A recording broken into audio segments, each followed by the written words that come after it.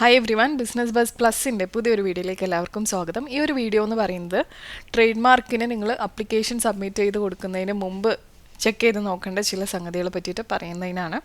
അപ്പോൾ ഇത് നിങ്ങൾ ചെയ്തില്ല എന്നുണ്ടെങ്കിൽ ട്രേഡ് മാർക്ക് അപ്ലിക്കേഷൻ്റെ ഫീസ് വരുന്നത് 4500 രൂപയാണ് നിലവിൽ. അപ്പോൾ ഈ 4500 രൂപ നിങ്ങൾക്ക് അങ്ങനെ നഷ്ടമായി പോവും. അതിനുശേഷം നിങ്ങൾ ഇൻ കേസ് ആ ഒരു ബ്രാൻഡ് നെയിമിന് വേണ്ടി പിന്നെയും നിങ്ങൾ ഫൈറ്റ് ചെയ്യാൻ വേണ്ടി പോവുകയാണെന്നുണ്ടെങ്കിൽ അതിനേക്കാൾ കൂടുതൽ നിങ്ങൾക്ക് സ്പെൻഡ് ആവും.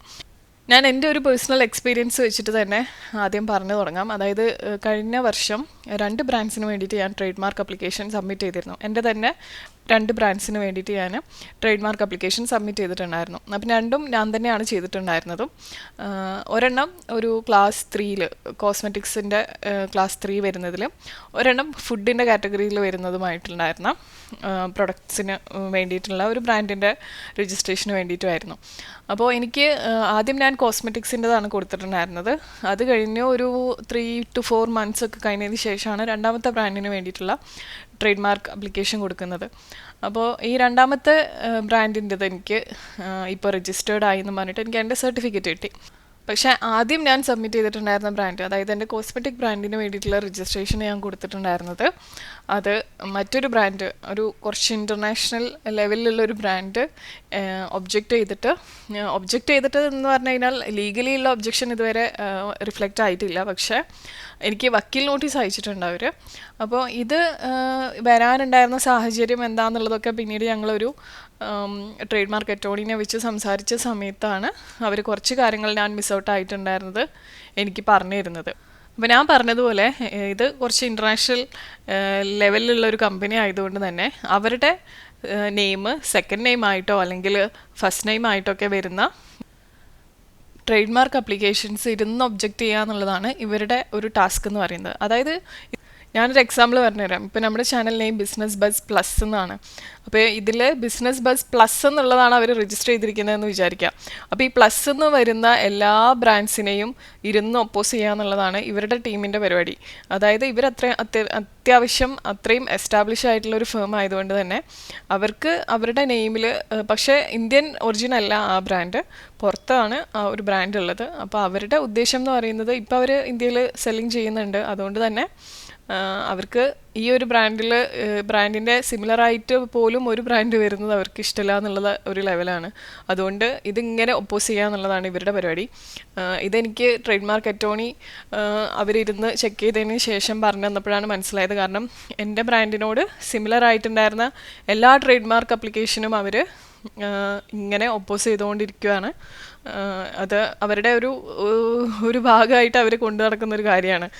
അപ്പോൾ ഇങ്ങനെ ചെയ്യുമ്പോൾ എന്താ പറ്റുകയെന്ന് വെച്ച് കഴിഞ്ഞാൽ, ഞാനിപ്പോൾ അതിൻ്റെ പിന്നാലെ ഫൈറ്റ് ചെയ്യാൻ വേണ്ടി പോയി കഴിഞ്ഞാൽ എനിക്ക് ഉണ്ടാവുന്ന ക്യാഷിൻ്റെ ചിലവ് മാത്രമല്ല, അത് എല്ലാം ഒന്ന് രജിസ്റ്ററായി പ്രോപ്പറായി വരാൻ അറ്റ്ലീസ്റ്റ് ഒരു 2 years 2.5 years ഒക്കെ സമയം നമുക്ക് ആ ഒരു ബ്രാൻഡ് നെയിമിന് വേണ്ടിയിട്ട് നമ്മൾ സ്പെൻഡ് ചെയ്യേണ്ടി വരും. അപ്പോൾ നമുക്ക് അത്രയും വാല്യുബിൾ ആയിട്ടുള്ളൊരു ബ്രാൻഡ് നെയിമാണ്, നമുക്ക് ഒട്ടും വിട്ടുകളയാൻ താല്പര്യമില്ലാത്ത ഒരു കാര്യമാണെന്നുണ്ടെങ്കിൽ ഒബ്വിയസ്ലി നമ്മളതിൻ്റെ പിന്നാലെ പോകുക തന്നെ വേണം.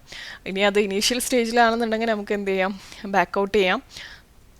അപ്പോൾ ഓപ്പോസിറ്റ് നിൽക്കുന്ന ഒരു വലിയ ബ്രാൻഡാണെന്നുണ്ടെങ്കിൽ ഇതിനകത്ത് എമൗണ്ട് സ്പെൻഡ് ചെയ്യുക എന്ന് പറയുന്നത് അവരെ സംബന്ധിച്ചിടത്തോളം ഒരു വിഷയമേ അല്ല. അവരത് മുൻകൂട്ടി കണ്ടിട്ട് തന്നെയാണ് അതിനുവേണ്ടി വില്ലിംഗ് ആയിട്ട് ഇതിരുന്ന് ചെയ്യുന്നത്. അതുകൊണ്ട് തന്നെ ഈ ഒരു കാര്യം നിങ്ങൾ ശ്രദ്ധിക്കണം. നിങ്ങൾക്ക് ഓപ്പോസിഷൻ ഉണ്ടാവാനുള്ള ചാൻസസ് എന്തൊക്കെയാണെന്നുള്ളത് നിങ്ങൾ ആദ്യം തന്നെ അപ്ലിക്കേഷൻ സബ്മിറ്റ് ചെയ്യുന്നതിന് മുമ്പ് മനസ്സിലാക്കണം.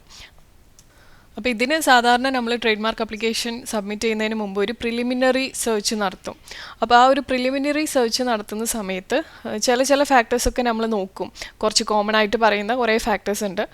അപ്പോൾ നമ്മുടെ ട്രേഡ് മാർക്ക് അറ്റോർണി അവരുടെ കയ്യിലുള്ള റിസോഴ്സസ് ഒക്കെ ചെക്ക് ചെയ്തതിന് ശേഷമാണ് നമുക്ക് ഇൻഫർമേഷൻ തന്നിട്ടുണ്ടായിരുന്നത്. ഇതിങ്ങനെയാണ്, നമുക്ക് ചാൻസസ് 75% ചാൻസസ് ഉണ്ട്, പക്ഷേ ഇന്ന പോലെയാണ് ഇതിൻ്റെ കാര്യങ്ങൾ എന്ന് പറഞ്ഞിട്ട് അവർ കുറച്ച് കാര്യങ്ങൾ പറഞ്ഞു. അപ്പോൾ ഇന്നത്തെ വീഡിയോ എന്ന് പറയുന്നത് ട്രേഡ് മാർക്ക് അപ്ലിക്കേഷൻ സബ്മിറ്റ് ചെയ്യുന്നതിന് മുമ്പ് പ്രിലിമിനറി സെർച്ച് നിങ്ങൾ എങ്ങനെ ചെയ്യണം എന്നുള്ളതിനാണ് കാണിക്കുന്നത്. അപ്പോൾ ഇതിൽ ആദ്യം ചെയ്യേണ്ടത് ട്രേഡ് മാർക്ക് സെർച്ച് ഡാറ്റാബേസ് നോക്കുക എന്നുള്ളത് തന്നെയാണ്. അപ്പം നമുക്ക് സിമിലർ ആയിട്ടുള്ള ട്രേഡ് മാർക്സ് ഇല്ലാന്നുണ്ടെങ്കിൽ ഇപ്പോൾ ഓൾറെഡി രജിസ്റ്റേർഡ് ആയിട്ടുള്ളത് ഓരോ ട്രേഡ് മാർക്ക് അപ്ലിക്കേഷൻ കൊടുത്തിട്ടുള്ളതിൻ്റെ സ്റ്റാറ്റസുകൾ നിങ്ങളുടെ ബ്രാൻഡ് നെയിമുമായിട്ട് സിമിലർ ആയിട്ട് വരുന്നത് എന്തൊക്കെയാണെന്നുള്ളതൊക്കെ മനസ്സിലാക്കാനായിട്ട് ഈ ഒരു ഡാറ്റാബേസ് തപ്പിയാൽ മതിയാവും. അപ്പോൾ ഇതിൻ്റെ ഡീറ്റെയിൽസ് ഞാൻ താഴെ ഡിസ്ക്രിപ്ഷനിൽ കൊടുക്കാം. നിങ്ങൾക്ക് ഈ വെബ്സൈറ്റ് സെർച്ച് ചെയ്യലാണ് അടുത്ത ടാസ്ക് വരുന്നത്. അപ്പോൾ ഈ വെബ്സൈറ്റിൽ നമ്മൾ നമ്മുടെ ബ്രാൻഡ് നെയിം എൻ്റർ ചെയ്ത് കൊടുത്തിട്ട് അതിനോട് മാച്ച് ആയിട്ടുള്ളതോ അല്ലെങ്കിൽ അതേ വേർഡ് കണ്ടെയ്ൻ ചെയ്യുന്ന രീതിയിലുള്ള മറ്റ് ബ്രാൻഡ്സോ അല്ലെങ്കിൽ നമ്മുടെ ബ്രാൻഡ് നെയിം വെച്ചിട്ട് സ്റ്റാർട്ട് ചെയ്യുന്ന മറ്റ് ബ്രാൻഡ്സ് ഏതൊക്കെയാണെന്നുള്ളത് ഇങ്ങനെയുള്ള പല രീതിയിലുള്ള സെർച്ചസ് നമുക്ക് ചെയ്യാൻ വേണ്ടി പറ്റും. ഇവിടെ ഇപ്പോൾ നമ്മൾ ബിസിനസ് ബസ് പ്ലസ് രജിസ്റ്റർ ചെയ്യാനാണ് നോക്കുന്നതെന്ന് വിചാരിക്കാം. അപ്പോൾ ഇവിടെ നമ്മൾ സ്റ്റാർട്ട് വിത്ത് എന്നുള്ള ഭാഗത്ത് ബിസിനസ് വെച്ചിട്ട് തുടങ്ങുന്ന നെയിംസ് എന്തൊക്കെയാണെന്നുള്ളത് നമുക്കൊന്ന് നോക്കാൻ വേണ്ടിയിട്ട് ഇതുപോലെ നമ്മുടെ ട്രേഡ് മാർക്ക് ഏത് ക്ലാസ്സിലാണ് വരുന്നത്, നിങ്ങളുടെ ഗുഡ്സ് അല്ലെങ്കിൽ സർവീസസ് ഏത് കാറ്റഗറിയിലാണോ വരുന്നതിനനുസരിച്ചിട്ടാണ് ഇവിടെ ക്ലാസ്സിൻ്റെ നമ്പർ നിങ്ങൾ തീരുമാനിക്കേണ്ടത്. ഈ ഒരു ട്രേഡ് മാർക്കിൻ്റെ ക്ലാസ് ഫൈൻഡ് ചെയ്യുന്നതിനെ പറ്റിയിട്ട് നമുക്ക് സെപ്പറേറ്റ് ഒരു വീഡിയോ ചെയ്യാം. ക്ലാസ് എൻ്റർ ചെയ്ത് കൊടുത്തു കഴിഞ്ഞാൽ പിന്നെ നമ്മൾ നമ്മുടെ ക്യാപ്ച കോഡ് കൂടി നൽകിയിട്ട് സെർച്ച് എന്ന ഓപ്ഷൻ ക്ലിക്ക് ചെയ്ത് കഴിഞ്ഞാൽ ഈ ഒരു പെർട്ടിക്കുലർ ക്ലാസ്സിൽ, അതായത് ക്ലാസ് 35 ട്രേഡ് മാർക്ക് അപ്ലിക്കേഷൻസ് കൊടുത്തിട്ടുള്ളതിൽ ബിസിനസ് എന്ന് വെച്ചിട്ട് തുടങ്ങുന്നത് ഏതൊക്കെയാണെന്നുള്ളത് ഇവിടെ കാണിക്കും. അതിൻ്റെ സ്റ്റാറ്റസ് എന്താണെന്നുള്ളതും നിങ്ങൾക്ക് കാണാം, ആരാണത് സബ്മിറ്റ് ചെയ്തിട്ടുള്ളതെന്നും കാണാം, പ്രൊപ്പറേറ്റർ ആരാണെന്നുള്ളത് നിങ്ങൾക്ക് കാണാം, അപ്ലിക്കേഷൻ നമ്പർ കൊടുത്തിട്ടുണ്ട്.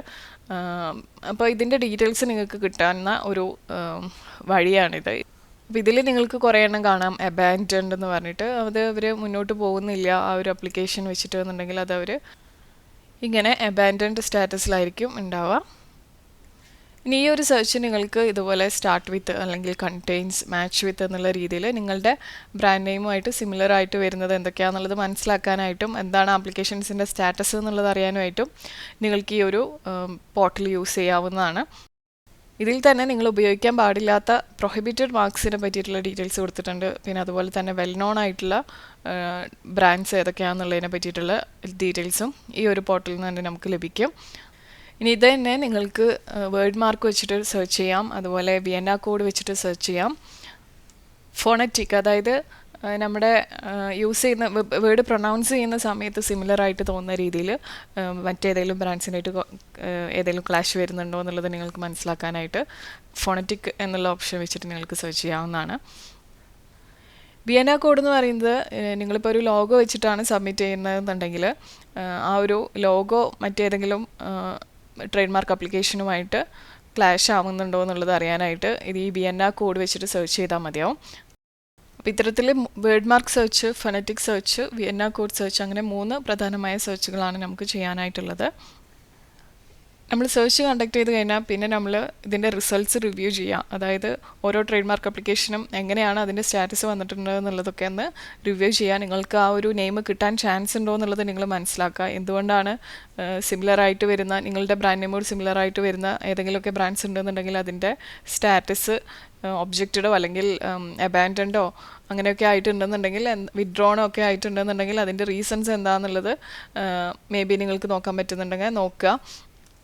ഈ ഒരു ലിസ്റ്റ് എക്സാമിൻ ചെയ്തിട്ട് അതുമായിട്ടുള്ള സിമിലാരിറ്റി ഒന്ന് അനലൈസ് ചെയ്യുക എന്നുള്ളതാണ് ഈ ഒരു സ്റ്റെപ്പ് എന്ന് പറയുന്നത്. ഡീറ്റെയിൽ ആയിട്ട് അനലൈസ് ചെയ്യുന്ന സമയത്ത് നിങ്ങൾ രജിസ്റ്റേർഡ് ആയിട്ടുള്ള ട്രേഡ് മാർക്സ് ഏതൊക്കെയാണ് വന്നിട്ടുള്ളത് എന്നുള്ളത്, പെൻഡിങ് ആയിട്ടുള്ള അപ്ലിക്കേഷൻസ് ഏതൊക്കെയാണെന്നുള്ളത്, ക്യാൻസൽഡ് അല്ലെങ്കിൽ എക്സ്പയർഡ് ആയിട്ടുള്ള മാർക്സ് ഏതൊക്കെയാണെന്നുള്ളതൊക്കെയാണ് വെരിഫൈ ചെയ്യേണ്ടത്.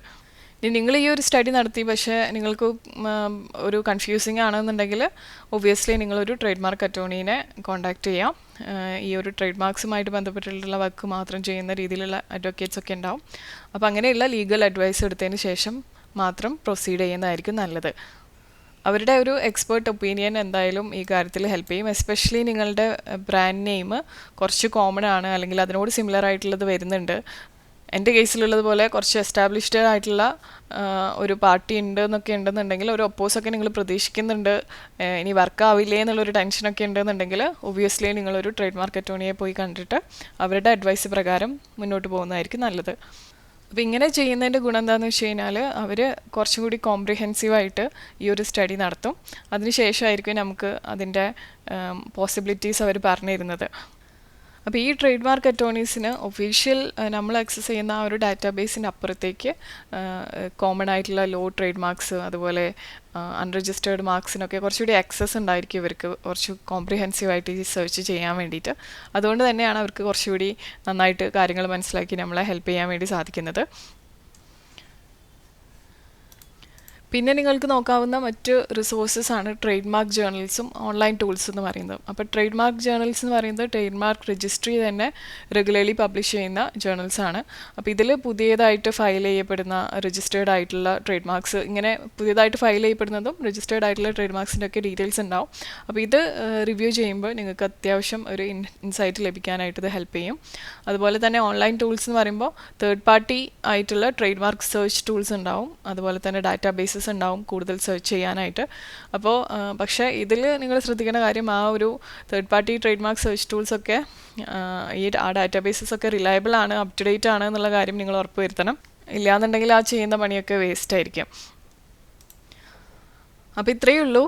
പുതുതായിട്ട് നിങ്ങൾ ഒരു ട്രേഡ് മാർക്കിന് വേണ്ടി അപ്ലൈ ചെയ്യാൻ നോക്കുന്നവരാണെന്നുണ്ടെങ്കിൽ ഈ ഒരു പ്രിലിമിനറി സെർച്ച് നടത്തുക എന്നുള്ളത് വളരെ ഇമ്പോർട്ടൻ്റ് ആണ്.